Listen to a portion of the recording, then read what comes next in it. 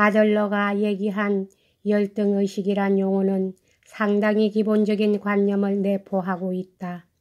인간의 욕망이란 자기가 가능한 한 자기 눈에 좋게 보이려고 하는 데 있다고 나는 생각한다. 자기 자신을 비춰보는 우리의 눈은 다른 사람의 눈에 의해 좌우되는 것이기 때문에 다른 사람으로부터 존경과 신뢰를 받고자 하는 것이다. 물론 다른 방법도 있다. 타인의 의견과 자신의 의견을 완전히 대립시켜 대화의 벽을 차단시켜 버리는 것이다. 자신이 예수나 나폴레옹이라고 믿던 미치광이들은 이렇게 했다. 내 생각에는 광인과 정상적인 사람의 차이는 다만 한 가지, 즉 정상적인 사람은 자신의 환상을 유지하는데 타인의 협조를 얻는 것이라고 생각한다. 이렇게 해서 어느 날 나는 펜을 들고 이 같은 생각을 글로 옮겼다. 나는 그 글을 콜린 윌슨 2학년 집안이라고 표시된 학교 노트에 쓰기 시작했다. 나는 그 이름 밑에 활자체의 대문자로 이 글은 알버트 아인슈타인의 상대성 이론과 알프렛 아들러의 개인 심리학 이론에 그 기초를 둔다라고 주소를 달았다. 이 논문을 쓴 것은 나의 잊을 수 없는 경험이 되었다. 몇 년 후 종교적 체험의 여러 현상에서 주 프로이가 자신의 비신앙을 분석하면서 공포를 느꼈다는 대목을 읽을 때 나는 1944년 그날 밤 자기가 우수 감정론을 단숨에 써낸 일을 회상했다. 나는 그때 자기가 그 누구보다 신앙의 회의에 깊이 빠져 있으며 자신을 인류로부터 고립시킨 것이라 느꼈다. 글을 쓰고 있는 순간에 동생이 들어왔다.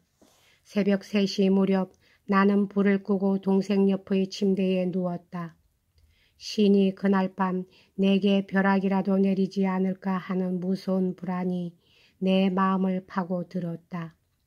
나는 인간이 존재해 나가는 데 필요 불가결한 그 어떤 착각의 기반을 파괴해버린 것이라 느꼈다.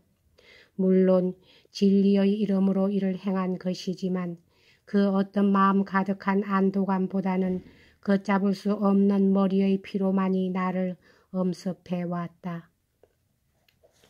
진리는 생명을 충실하게 하는 힘을 갖지 못하며 인생을 참을 수 있는 것으로 하는 착각을 파괴할 뿐인 것이라고 생각되었다. 아침에 잠을 깨고 내가 아직 숨을 쉬고 있다는 사실을 깨달았을 때의 놀라움은 아직도 내 기억에 생생하게 남아있다. 신은 전혀 존재하지 않거나 간섭하지 않았던 것이다. 이것이 발단이 되어 내 생활은 오랫동안 덧없다 란 말이 지배하기 시작했다. 나는 덧없는 것이야말로 인생에 대한 최후의 편단같이 생각되었다. 그것은 내 일생 최대의 침울한 시기였다. 나의 사상이 나를 우울하게 하는 것이 아니라 그 사상을 구실로 해서 소위 사회적 부적응이 야기되는 것이다.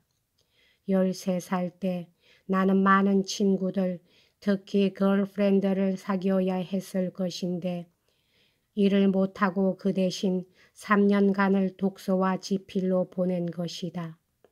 그 나이에 느낀 성욕은 한갓 육체적 충동에 불과했고 친구들과의 교제도 내겐 그다지 중요한 것이 못 되었다. 다만 냉철한 지성을 갖는 이상의 인물만이 나의 정신적 지주인 것 같이 생각되었다. 한편으로는 왜 내가 이런 생각을 해야 하는가 하는 의혹에 사로잡히기도 했다. 유명한 현철과 성인들이 구원을 받지 못하는 슬픔을 토로하는 것을 읽을 때 그들이 어떤 이유에서 그럴까? 결국 자신들의 허무주의에 대한 만인의 동조를 받기 위한 제스처일까 하는 의심도 들었다. 인생은 결국 악의 순환이며 생명욕이란 꿈의 미로 같은 거라고 느껴졌다. 그렇다면 이 미로를 만든 자는 누구일까? 그리고 위대한 미로의 창조자가 어떤 불가사의한 목적에서 일을 시작했던 간에 그것은 인간의 허영심과 노역을 전제로 했음이 분명하다. 그 위대한 창조자 자신이 끊임없는 미로가 가중됐고 성적 불만이 덮쳐왔다. 버나드 쇼는 그의 후기 작품 서문에서 대다수의 청년들은 성생활을 갖는 것이 사회적으로 편리한 것이 되기 수년 전에 성을 필요로 하고 있다고 말했다. 아무래도 이 말은 오늘날 젊은 층에겐 진리라고 받아들여진다. 하지만 이 말은 성적 욕망의 자체를 감추게 하기 위해 오랜 시간의 방탕을 필요로 하는 것이다. 어쨌든 간에 이 성 문제는 나의 인신노상의 회의에 못지않게 10대의 나를 비참한 길목으로 몰고 갔음이 사실이었다.